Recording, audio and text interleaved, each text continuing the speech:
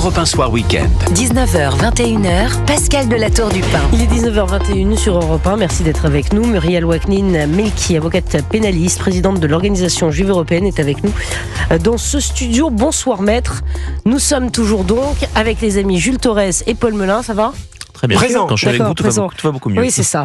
J'étais sur leur portable. Ça ne vous dérange pas, on vous dérange pas. C'est la pub, mon boss. C'est Jules Torres qui m'écrit ses petits secrets par SMS. Ouais, c'est ça. On vous faisait des compliments par SMS, Pascal. Bien sûr, vous obligez à dévoiler nos petits secrets. Voilà. Non, plus sérieusement, je voudrais qu'on revienne évidemment sur cette actualité épouvantable. Moi, j'avoue que j'imagine comme beaucoup d'auditeurs d'Europe 1, évidemment, comme beaucoup de Français, évidemment, et beaucoup de Français qui ne se soulèvent pas mais qui n'en pensent pas moins. Il faudrait aussi dire qu'il y a une majorité silencieuse qui partage l'effroi quand on découvre ces images. Philippe Lelouch, qui était à votre place il y a quelque temps, lançait un appel à cette majorité silencieuse. Pardon maître, mais c'était à Amsterdam. C'était à Amsterdam et c'est pour ça que c'était important de vous entendre. Ce pogrom hier soir, à l'issue du match, tout le monde, ou beaucoup de personnes ont vu ces images. C'est épouvantable. Les mots qui sont employés. Ces personnes de confession juive jetées dans l'eau sur des rails, on leur demande leur passeport. Mais ça me glace le sang, maître. Ça me glace le sang. Ça s'appelle un pogrom. Ça s'appelle un pogrom, ça se passe à Amsterdam, la ville d'Anne Frank. Et ça s'est passé, vous avez raison de le dire, à quelques mètres de la maison d'Anne Frank. L'histoire se répète, l'histoire bégaye en tout cas. Pour l'instant, elle bégaye et il faut espérer qu'elle ne se répète pas. Et pour qu'elle ne se répète pas, il faut, vous parliez d'une majorité silencieuse, il faut que cette majorité silencieuse sorte de ce silence et qu'il y ait véritablement ce que j'appelle moi un sursaut collectif citoyen, une prise de conscience citoyenne et que les gens véritablement montent au créneau pour dénoncer autour d'eux les actes d'antisémitisme du quotidien. Et moi, j'ai été sidérée quand j'ai vu ces images. J'étais choquée, sidérée, atterrée. Mais j'ai aussi été touchée par le fait que je n'ai pas vu de personnes venir au secours de ces citoyens israéliens ou de ces citoyens juifs. Je ne sais pas, l'enquête le dira, ou peut-être les deux. Je n'ai pas vu de mouvement de foule venir les aider. Je n'ai rien vu de tel. Comme souvent, malheureusement, quand il y a des agressions, y compris dans le métro. Oui, mais vous avez raison, Paul Melun. Et ça, les gens bougent pas toujours, malheureusement. Ça veut dire que dans une ville comme Amsterdam, donc une ville qui cultive le souvenir quand même d'Anne Frank, c'est quelque chose qui est très prégnant. Il y a eu un vrai travail de mémoire qui a été fait aux Pays-Bas. Et bien, en fait, on en est là.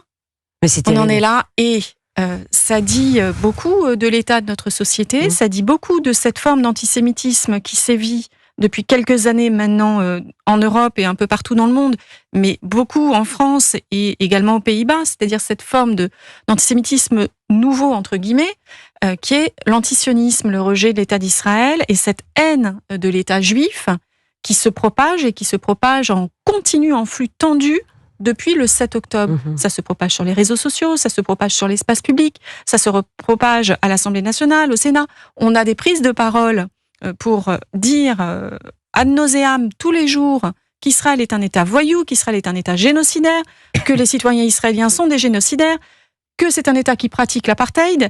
Et je le dis et je le redis à chaque fois, ces mots de haine, au quotidien, finissent par s'imprimer dans des esprits qui sont parfois un peu moins bien construits, un peu plus faibles. Ce sont ces esprits-là qui, bien souvent, passent à l'acte. Et les passages à l'acte sont particulièrement violents. Ils peuvent être criminels, ils peuvent être aussi terroristes.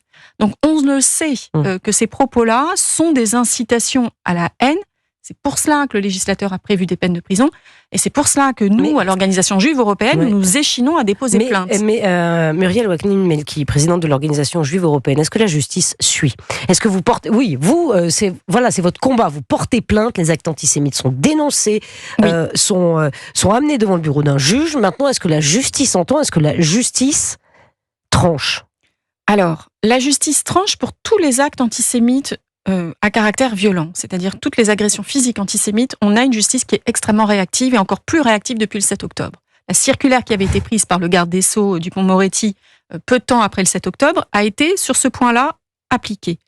En revanche, pour tout ce qui touche à l'antisémitisme version antisionisme, appel à l'intifada, Mais c'est extrêmement violent. Israël, Appel apartheid. l'intifada, c'est extrêmement violent. Vous considérez que c'est extrêmement violent. Nous avons eu une audience il y a une dizaine de jours de cela à la 17e chambre correctionnelle de Paris, où justement un prévenu était renvoyé devant cette chambre pour avoir appelé à l'intifada, Monsieur Imzalen pour ne pas le citer, devant la 17e chambre correctionnelle. Donc il avait appelé à l'intifada dans les rues de Paris pendant une manifestation soi-disant de soutien à la Palestine, mais une manifestation que moi j'appelle pro-Hamas.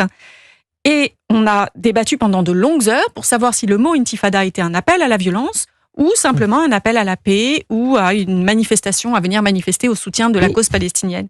Donc on en est là aussi, on a cette difficulté avec nos magistrats à Paris, qui est une difficulté peut-être un peu d'idéologie, qui considère que cet antisionisme-là n'est pas toujours de l'antisémitisme. Mais non, mais c'est dingue, c'est dingue. Bon, excusez-moi, mais si l'intifada, c'est un message de paix, prévenez-moi. Est-ce que vous pensez, maître, vraiment, je voudrais que vous soyez très très honnête avec les auditeurs d'Europe 1. Est-ce que vous pensez qu'aujourd'hui, les personnes de confession juive, les juifs en Europe, ne sont plus en sécurité? Alors, d'abord, c'est une question qui est au cœur de tous les dîners, de toutes les réunions entre amis dans la communauté juive. C'est pour ça que je vous la pose. C'est pour ça que vous la posez. Oui. Moi, de mon point de vue, je considère que c'est très compliqué aujourd'hui de venir dire à la communauté juive en Europe qu'elle est en sécurité. Et donc, je préconise, et nous préconisons à l'Organisation juive européenne, d'apprendre à se défendre. C'est quelque chose que je dis depuis 10 ans. Mais vous apprenez quoi?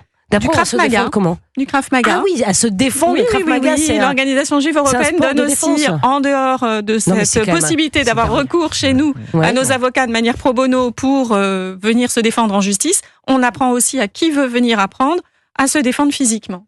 Voilà, donc je le dis, je l'ai redit. Vous vous rendez compte comme c'est grave, Paul Melun? C'est aussi un aveu d'échec par rapport au monopole de la violence légitime qui est détenu par l'État. Je dénie pas le droit de se défendre, vous avez parfaitement raison, et j'étais d'accord avec tout votre exposé, mais il est vrai que dans un État en paix, dans un continent en paix, on ne devrait pas en arriver à de pareilles extrémités. Moi, je n'ai pas le sentiment que nous soyons en état de paix. Ouais. Je ne partage pas ce sentiment-là. Je considère que lorsqu'on voit les images qui se sont déroulées aux Pays-Bas, lorsque l'on voit certaines de nos manifestations en plein cœur de Paris, moi, souvent, j'ai l'impression qu'on est en état de guerre. Vous avez vu ce qui s'est passé à Sciences Po encore il y a quelques jours. Oui, moi c'était un constat, c'est-à-dire que nous sommes en paix, c'est-à-dire que nous ne sommes pas en guerre contre une autre puissance à un instant T, nous la France. Non, mais ça on va en parler. Non, mais oui, je comprends. Non, mais maître, moi je comprends. Voilà, je comprends. Enfin, les mots, c'est quand même grave. Non, mais vous vous rendez compte qu'on est contraint et vous êtes contrainte d'apprendre aux juifs à se défendre, sport de combat pour se défendre. Mais c'est moi ça me. Alors le Krav Maga est un sport de défense, c'est pas un sport de combat. Je reviens. De défense. Oui, pardon. Excusez-moi, je suis pas une spécialiste. Je devrais peut-être prendre des cours. De défense pour combattre. Il est 19h29, on revient tout de suite. Europe 1 Soir Week-end, 19h, 21h. Sur Europe 1. Europe 1, le journal permanent. Il est 19h33 sur Europe 1. Bonsoir Maël Hassani, le journal permanent. Bonsoir Pascal, bonsoir à tous. La maire d'Amsterdam renforce les mesures de sécurité dans sa ville. Les manifestations sont interdites dans la capitale néerlandaise. Après les attaques antisémites d'hier soir en marge d'un match de football, des supporters du Maccabi Tel Aviv passaient à tabac en pleine rue. 5 personnes brièvement hospitalisées et 62 interpellations. L'État hébreu affrète des vols spéciaux d'évacuation. Un premier appareil s'est posé à Tel Aviv. 4 autres doivent décoller ce soir.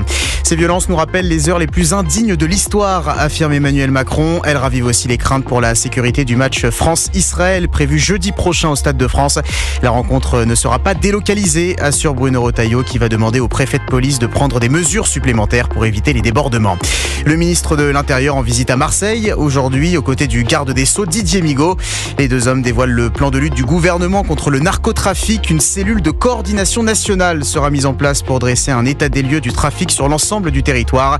La création d'un parquet national de lutte contre la criminalité organisée sera soumise au vote des parlementaires. C'est une atteinte extrêmement grave à la liberté d'expression. Déclaration de l'avocate de Fayard, maître Sarah Salman, invitée d'Europe 1 tout à l'heure. La maison d'édition saisit la justice suite au refus de la régie publicitaire Média Transport de participer à la campagne de promotion du livre de Jordan Bardella dans les gares, ouvrage dont la sortie est prévue demain. Et puis c'est le début de la 11e journée de Ligue 1 de football. Ce soir, Marseille, 2e au classement, reçoit Auxerre, 10e. Coup d'envoi à 20h45. Merci beaucoup Maël. À tout à l'heure pour le journal permanent. Il est 19h35 sur Europe 1. Europe 1 Soir Week-end. 19h, 21h, Pascal Delatour du Pin. Maître Waknin Melki, avocate pénaliste, présidente de l'organisation juive européenne, est avec nous dans ce studio. Nous sommes toujours avec Paul Melun et avec Jules Torres. Toujours là. Toujours présent. On s'interroge évidemment, maître, sur le match France-Israël jeudi prochain. Pardon, mais quand on voit ces images, vous imaginez la terreur que ça... Pas la terreur, quand même, que ça sème. Enfin, on se dit, mais que peut-il se passer? Nous aussi, en France, on a vu quand même passer des tweets qui sont pas très rassurants. Il peut se passer exactement la même chose que ce qui s'est passé à Amsterdam. C'est bien pour ça qu'il faut entourer véritablement ce match d'une sécurité maximale. Et il faut aussi interdire les manifestations de soutien, supposées être de soutien à la Palestine, et qui sont rien d'autre que des manifestations de haine à l'encontre de l'État juif. Il faut véritablement stopper ces déversements de flots de paroles antisémites qui gangrènent en fait notre société, que ce soit en France ou ailleurs, en Europe ou ailleurs dans le monde. On doit mettre un cran d'arrêt en fait à cette parole antisémite parce qu'elle génère des passages à l'acte derrière. Moi, je veux rappeler aussi à vos auditeurs la venue d'Eden Golan lors de l'Eurovision. Souvenez-vous, cette jeune femme qui était venue chanter pour Israël, la campagne terrible qu'elle a eu à subir. Elle n'a pas pu sortir de sa chambre. Il a fallu la faire escorter de je ne sais combien de policiers et de militaires qui s'étaient déplacés pour l'occasion. La présence des athlètes israéliens également aux Jeux Olympiques a posé problème. Alors, on est en mesure aujourd'hui en France d'assurer la sécurité des athlètes sportifs. On est en mesure d'assurer aussi la sécurité des artistes lorsqu'ils viennent se produire. Ce qu'on ne peut pas forcément encadrer, c'est les prises à partie dans les rues avoisinantes lorsque les supporters vont rentrer seuls ou en petits groupes. À qui vont-ils avoir affaire? Qu'est-ce qui va être prévu en face comme accueil par les haineux qui commettent... On hallucine, maître. On hallucine. Mais on hallucine. J'ai pas l'impression qu'on parle de la France. J'ai l'impression qu'on vit un cauchemar. Le pays des Lumières, le pays de la tolérance, la liberté, égalité, fraternité. Mais pardon, excusez-moi, mais je suis vous avez raison. bouleversé d'entendre ça. On vit un cauchemar parce qu'on a fermé les yeux depuis des décennies, en fait, sur la montée du nouvel antisémitisme. Il y a encore 5 ans, 10 ans, quand vous demandiez dans la plupart de l'espace médiatique des intellectuels, des écrivains, des sociologues, des politiques, d'où vient, monsieur ou madame, l'antisémitisme contemporain? On vous disait de Jean-Marie Le Pen, de l'extrême droite, de 39-45, de Vichy. Bon, d'accord, donc de l'extrême droite. Pas du tout. En fait, non, il y avait un autre antisémitisme dont on n'avait pas le droit de parler. L'antisémitisme mu par l'islam politique, parce qu'il faut dire les mots, par l'islamisme.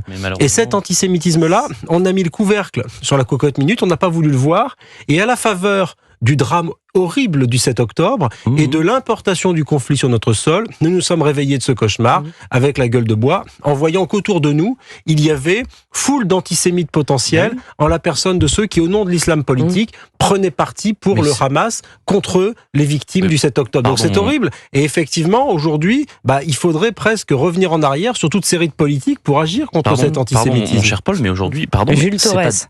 Pas du tout le fait de l'islam politique. Je suis désolé. Quand Jean-Luc Mélenchon dit que l'antisémitisme aujourd'hui est résiduel en France, il pour flatter quelle clientèle si c'est l'islam politique? C'est pour flatter une clientèle, mais la responsabilité, c'est pas celle de l'islam politique, c'est celle d'aujourd'hui de la gauche qui s'est complètement dévoyée. Quand on a une députée européenne, Rima Hassan, qui va manifester en Jordanie avec les soutiens des théoriciens, des ingénieurs du 7 octobre, Ismaël Haniyeh, pardon, mais ça contribue à l'antisémitisme. Quand on a encore cet après-midi, mais un chroniqueur politique, l'un des plus connus, Jean-Michel Apathy, qui dit que Jean-Luc Mélenchon, Cyril Hanouna est proche du gaz.